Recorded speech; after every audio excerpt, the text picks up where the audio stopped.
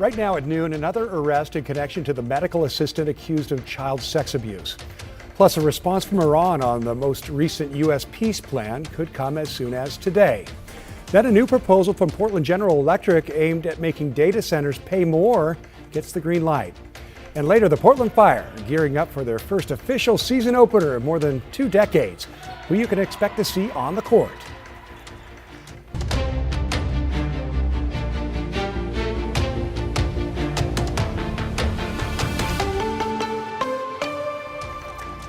And thank you for joining us at noon. I'm Tim Gordon. Our top story, Vancouver police say they've arrested another person involved in a child molestation investigation. We don't have many details right now, but we do know 61-year-old William Snyderwine was arrested in connection to the investigation into former pediatrician Michael Wilmington and his associate Chad Hartley. Wilmington died by suicide last Saturday. Police arrested Snyderwine for conspiracy to commit child molestation and tampering with evidence. He's being held in the Clark County Jail, and that investigation is obviously still ongoing. And a reminder, if you or someone you know is struggling, help is available 24/7. Just call or text the National Suicide and Crisis Lifeline. Again, the number on your screen, 988. And that arrest comes a week after a Vancouver foster parent who has cared for more than 50 children was arrested on separate child sex abuse charges. The suspect in this case has been a foster parent for more than a decade, and police worry there could be more victims. A warning, some of the details in this story are disturbing. Thomas Schultz joins us in the studio with more. Thomas. Hey, yeah, Tim. Look, a Vancouver man named Daryl Slack, who fostered dozens of children, is now facing a series of charges from child molestation to rape and assault. According to court documents, a minor under Slack's care for 3 years reported multiple instances of sexual abuse. He says the most recent one happened a couple weeks ago during a visit to the home. The teen says he reported what happened, quote, so this doesn't happen again to anyone else. Last week, Vancouver police arrested 62-year-old Slack at his home. Officers say between 2013 to 2025, Slack fostered more than 50 children. Recently, a nonprofit called Fosterful decided to step up its support of kids going through the foster care system by creating the Caregiver Support Project, which provides an extra set of eyes and a confidant to kids. Providing a trusted adult that gets to spend time with that kid and builds skills, talks about advocating for themselves, about protecting themselves, about their own bodily autonomy. Sarah Desjardins is the executive director of Fosterful. She says most foster care parents have a heart of gold. Those situations like this one are part of the nonprofit's purpose. As for the suspect, Daryl Slack, he's due in Clark County Court this afternoon. Tim. Okay, Thomas, we appreciate your reporting. Thank you. And a reminder, if you or someone you know is a survivor of sexual assault and need help, it's available 24/7, one resource, and it's a good one, the National Sexual Assault Hotline at 800-656-4673. In an update, the dad who shot another dad in the drop-off area of a Portland Islamic school will spend 12 years in prison. Last month, a jury found 43-year-old Nuruddin Dib guilty on all charges relating to the October 2024 shooting, including attempted murder. Security video of the incident shows Dib walking up to a car. The two men start talking, and eventually Michael Zakarne is shot.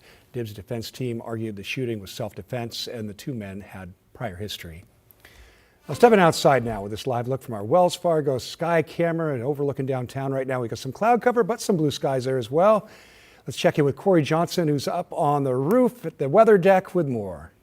Good afternoon, Tim. I actually came back down from the roof. I did take a quick visit up there to just check on temperature, see how it was feeling. It was a little bit cool, sitting at about 58 degrees right now for us across Portland, and it's mainly due to that cloud cover we're seeing. This is look from our Rose City camera, 58 degrees, partly cloudy, as we also saw from our Wells Fargo Tower camera. And really, as far as our temperatures are concerned, that's where we're situated. Upper 50s, low 60s. Many of us going to reach the upper 60s, maybe 70s if the cloud cover moves away. So 61 right now in Beaverton, looks like 59 over in Vancouver, 60 in Tigard, and 58 in Sherwood. This is a look from our Lincoln City camera, our Chinookwan's Casino look out there right now. You can see many people enjoying the coast at this hour. Now keep in mind, if that cloud cover sticks around near the coast, we will see areas like Lincoln City stay just a little bit cooler throughout much of the day. Notice the cloud cover staying with us as we get into the later part of the evening. We'll talk about what the weekend weekend holds in store, as well as our Mother's Day coming up in just a bit.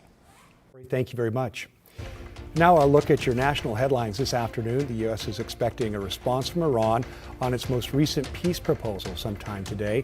That's according to Secretary of State Marco Rubio. Speaking in Rome after a meeting with Pope Leo, Rubio said he hopes Tehran delivers what he called a serious offer. His comments come as Central Command says it disabled 2 Iranian tankers and exchanged strikes with Iran overnight. Secretary Rubio claiming the most recent strikes are separate from Operation Epic Fury. What you saw yesterday was U.S. destroyers moving through international waters being fired upon by the Iranians, and the U.S. responded defensively to protect itself. That's what you saw. That's separate and distinct from Operation Epic Fury. Officials in the United Arab Emirates are also reporting another Iranian strike and drone strike as well, casting more doubt on the fragile ceasefire that U.S. officials insist is still in effect. Well, federal judges ruled some of the cuts made by the Department of Government Efficiency last year are unconstitutional. The ruling relates to the mass cancellation of more than $100 million in grants for the National Endowment for the Humanities. The judge says DOGE had no authority to override lawmakers on the congressionally approved funding. The defendants argue their efforts were lawful to carry out directives from President Trump. New data from the Bureau of Labor Statistics shows the economy added more jobs in April than expected. Today's report shows companies hired for 115,000 jobs, beating economists' expectations of 55,000. The unemployment rate remained steady at 4.3%. The healthcare sector once again led overall gains, accounting for 37,000 jobs last month. Well, we are continuing our coverage of that cruise ship affected by a hantavirus outbreak, now expected to arrive in the Canary Islands this weekend. The World Health Organization confirms 5 of 8 suspected cases are positive and the patients are being treated. Reed Binion has the very latest. It's very much, we hope, under control. It was the ship, and I think we're going to make a full report about it tomorrow. President Donald Trump on Thursday said he has been briefed on the hantavirus cruise ship outbreak. We have a lot of people, a lot of great people studying it. It should be fine. Health officials are monitoring numerous individuals across multiple countries, including the U.S., where officials are monitoring several people across at least 5 states. I think the key for us is making sure we're in touch early and often, right? As we're monitoring really closely, that way we're able to really wrap the public health apparatus around them and do the work that we know how to do. 146 people from 23 countries are still on board the cruise ship, according to operator Oceanwide Expeditions. They are scheduled to arrive in Spain's Canary Islands this weekend before being flown back to their home countries. Hantavirus is typically rodent-borne, but this outbreak has been linked to a rare strain that in some cases could spread by human-to-human transmission. And while the memory of the COVID-19 pandemic is still painfully fresh to the entire world, the World Health Organization says there is no evidence of a widespread transmission risk. This is not the start of a COVID pandemic. This is not the same situation we were in 6 years ago. It doesn't spread the same way. I'm Reed Binion reporting. Oregon's Public Utility Commission has cleared the way for PGE to charge data centers more for the electricity that they use. Yesterday, the commission approved some elements of PGE's proposal to charge its customers based on how they contribute to energy demand growth.